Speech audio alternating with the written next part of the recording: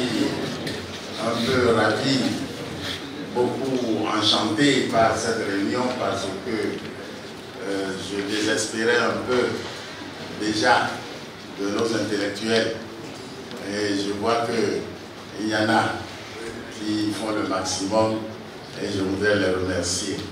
Depuis ma soeur Célestine Zanou, en passant par l'Alain Francis, le professeur Guédégué et mon ami Mathias Mouquet, je les félicite. Ils nous ont enchantés. Je crois que personne ne doit dire que cette réunion est négative. Jamais. Nous sommes condamnés à discuter.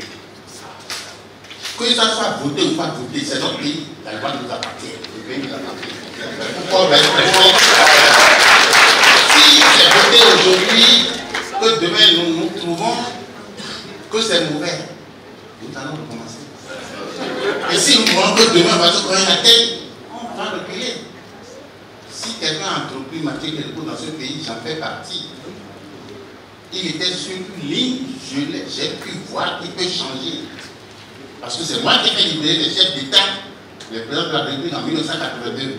Et c'est ça qui m'a décidé à fréquenter Mathieu Guédégué. Et je le voyais, je demandais quand il me recevait. Et on parlait. Et petit à petit, j'ai vu que l'autorité de l'État sur laquelle il était, il a changé. Et on était un problème national. Donc il faut parler. Alors moi j'ai 4 points à aborder rapidement. Le premier point, c'est le système électoral. Je fais partie de ceux qui ont milité pour qu'il y ait une représentation proportionnelle. Nous avons été trop étouffés dans ce pays depuis avril 1961 par les partis uniques. On en a marre. Il faut que l'ensemble du peuple s'extasie. Et donc, avec le régime proportionnel, on permet à tout courant quiconque d'être représenté au Parlement. Et ça nous a servi. Quand en 1994, il y a eu une dévaluation, vous avez vu ce qui s'est passé au Sénégal, au Mali, ailleurs. Mais nous, la crise s'est passée au sein du Parlement. Parce que tous les courants étaient représentés et chacun se sentait représenté. Donc, c'est un autre débat que nous ferons.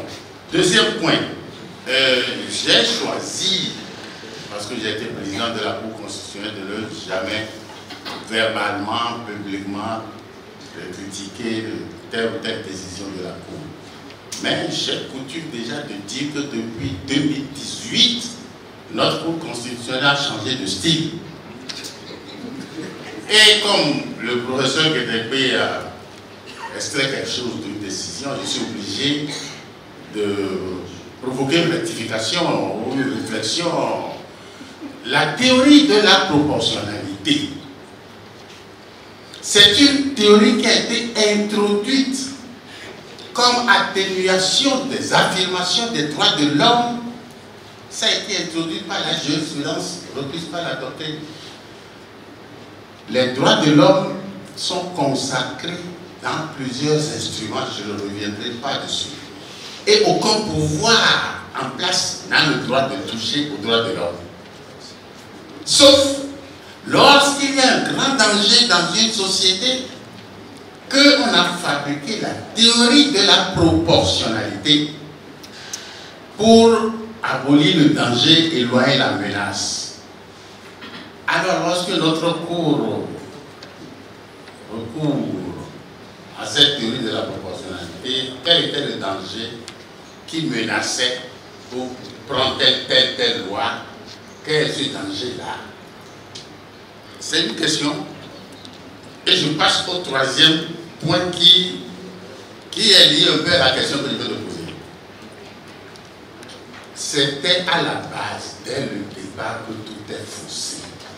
Le précepte sur lequel on a tout construit, c'est privilégier le système partisan par rapport aux citoyens. Le citoyen qui a des obligations, certes, mais qui a aussi des droits. C'est tout. Je ne veux pas développer. Dès lors que vous privilégiez le système partisan par rapport aux citoyens, il y a un problème. Parce que qu'est-ce que c'est le parti politique? Le parti politique n'est qu'un instrument. Avec le parti politique, on veut libérer un peu. Avec le parti politique, on peut accorder aussi. Et enfin, il il y a une chose à laquelle je suis fondamentalement allergique. Il est opposant, moi je suis opposé à personne. À personne. Je suis opposé à des idées, à des actions, à des postures. Mais je suis opposé à personne. Je peux me battre avec lui aujourd'hui et je le prends après par la main, on va aller manger ensemble. Je suis opposant à personne. Mais hier, j'ai lu quelque chose qui m'a choqué. J'ai lu dans Potentiel ceci, l'Église catholique a la remorque des opposants mal inspirés. Grosse manchette. Mais quelqu'un a le droit d'être contre telle loi ou telle loi. Il n'est pas forcément opposant. Même dans un régime, à l'intérieur de ceux qui soutiennent le régime, mais quelqu'un peut avoir sur telle question, une opinion divergente.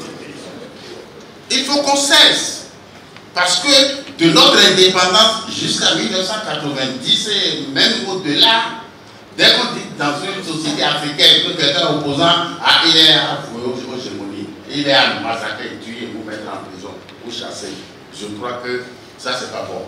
Et je termine par une illustration. Quelqu'un a parlé de Kédougou tout à l'heure, je souscris. Parce que on a eu Guy Olokoulou, nommé par Kédougou ambassadeur à Paris. Et il recevait tout le monde. Moi, je critiquais Kédougou, je recevais à son tour. Moi, je critiquais, mais quand j'allais à l'ambassade à Paris, je le recevais.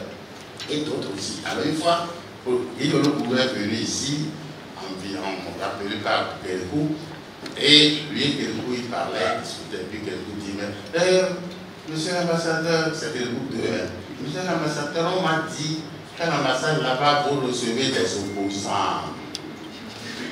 Et Olokoulou a baissé la tête, il n'a pas répondu. Il n'a pas répondu.